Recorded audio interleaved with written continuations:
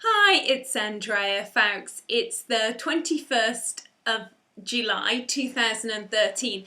I thought I'd make a little video about the moon because last month was a cosmic moon and this month is like an even more powerful cosmic moon on the 22nd to the 23rd, which is tomorrow. And cosmic moons basically mean it's the lowest it's going to be to the Earth. So this moon that's going to be tomorrow is actually the lowest that the moon will be to the Earth until I think it's the 14th of August 2014. So this is like the last lowest moon of the year. So what does the moon mean? Well, you know, we're all affected by the moon. We all understand that because our bodies hold water and the moon represents the tides, so it affects the tides with the sea, and if we're water, it affects our emotions as well. So if you think about it, think about things like they always called things like a lunatic asylum.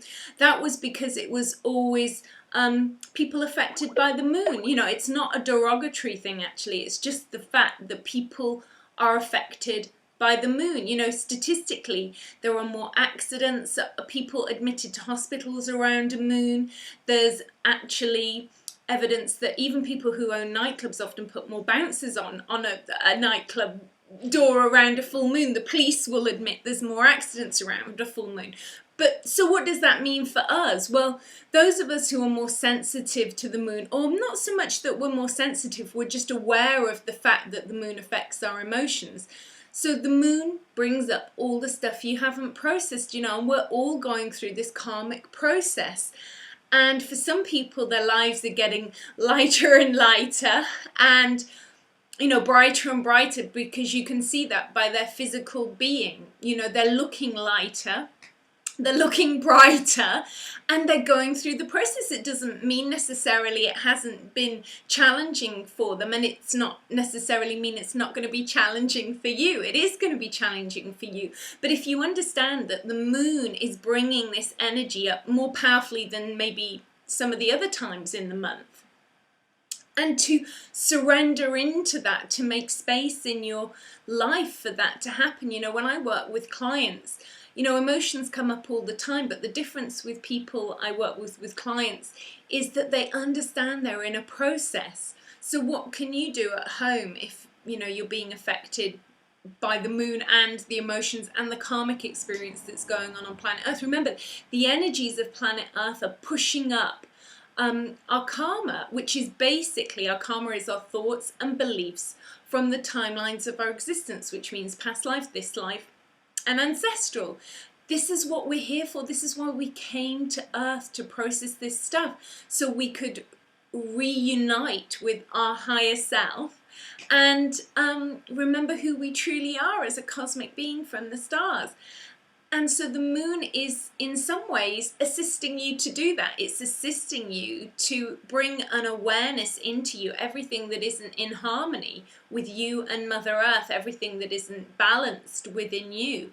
So when you do start to do the inner journey work, what happens is sometimes it ignites chaos into your reality, because you've put out that you want to change, you don't want to struggle, you don't want to suffer anymore, you don't want to stay in the pain in your physical body, or the depression, or the unhappiness in your lifestyle, or whatever. You have set the wheels in motion to change. And so the moon affects that. At that time of year, it's maybe amplified, that your emotions come to the surface that you need to process. You know, they're being affected all the time of the month, but maybe more so at the time of a full moon, and certainly at a cosmic moon. You know, this is the time to go further inward, to do the inner journey work, and you have to clear your karmic timeline. There's no shortcut around this. And, you know, this false fallacy that we can take other people with us, in a way we can't. Each individual is going into the reality of their choice. Remember, it's a holographic universe, and you exist in all the timelines. So there are versions of you in other timelines, in other dimensions and other levels of existence. What you want to focus on at this point in Earth's evolution in 2013 is you want to clear up the Earth timeline You know, you want to clear up this timeline. Since you've been reincarnating on Earth in this timeline, you want to tidy up everything that is not in alignment with your source self, you know, with your higher self. And to go into the higher dimensions now, we have to become, I'm looking outside because I got a gardener, we have to become one with Mother Earth. We have to resonate to the new frequency of the planet, because the frequency on the planet has changed. And so if we stay in the old frequency, we get sick, we get ill, and that's actually a good thing in some ways, because it's the catalyst to say, wow, I've got sick and ill because I'm out of alignment with my higher self. You know, I am not in alignment with who I came to planet Earth to truly be. I didn't come here to be less than who I truly am. I may be living less than who I truly am. That wasn't my intention for coming here. But over the eons of time, you know, I'm always saying this, people have fallen asleep. They've bought into the Anunnaki, Google Anunnaki, programming that's been running on Earth. They believe, and they have given their power away to things outside of themselves. They've given responsibility of their life to things outside of themselves, and they don't question things. They don't question, does that feel right for me? They're like little robots going around, they're not questioning. But now they have to start to question if they want to be in great health and well-being. You have to start to question reality. You have to start to question your actions on this planet. Are the actions on this planet making you healthy?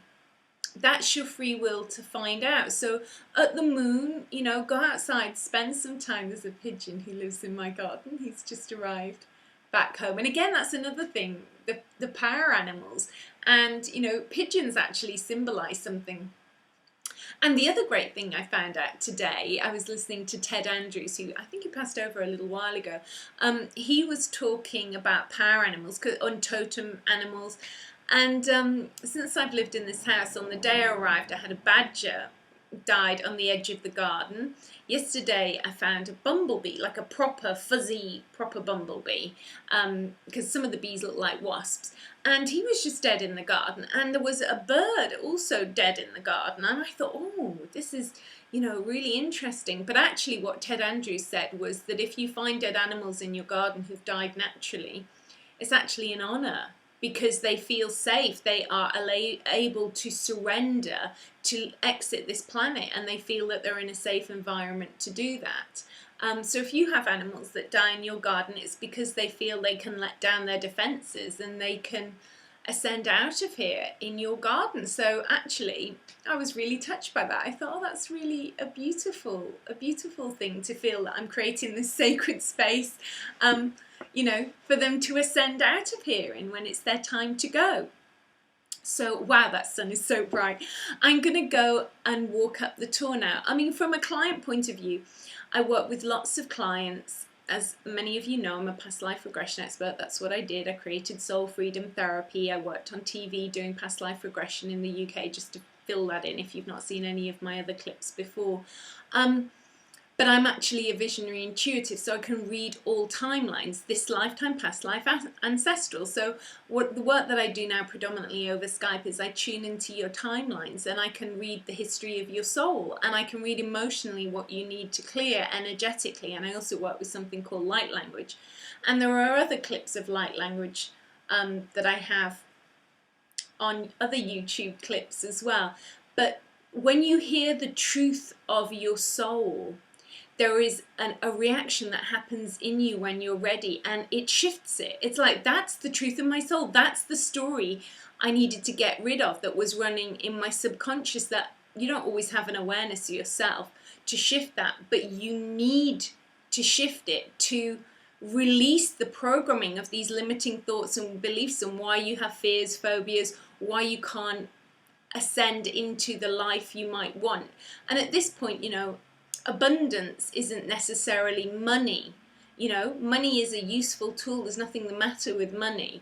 But at this time, abundance can be an abundance of health, an abundance of time. You know, time is like a luxury these days. I'm very lucky. I've gone through the process and changed my life, that I actually have the biggest luxury that there is, I think, is time. And I modified my life so that I have quite a lot of time to work on my inner self, because that's the most important thing. You can't help other people or be of any use and assistance, whatever it is you're actually doing, unless you serve other people and you serve humanity by serving yourself first, changing your vibration, changing your energy, because then the light that you emit affects people. It's a knock-on effect. It doesn't mean it heals stuff for them, but it brings stuff to the surface for them, being in that energy field that you're transmitting. And that's your work, because you're bringing that energy field into Mother Earth, and you're affecting Mother Earth by your higher vibrational energy field.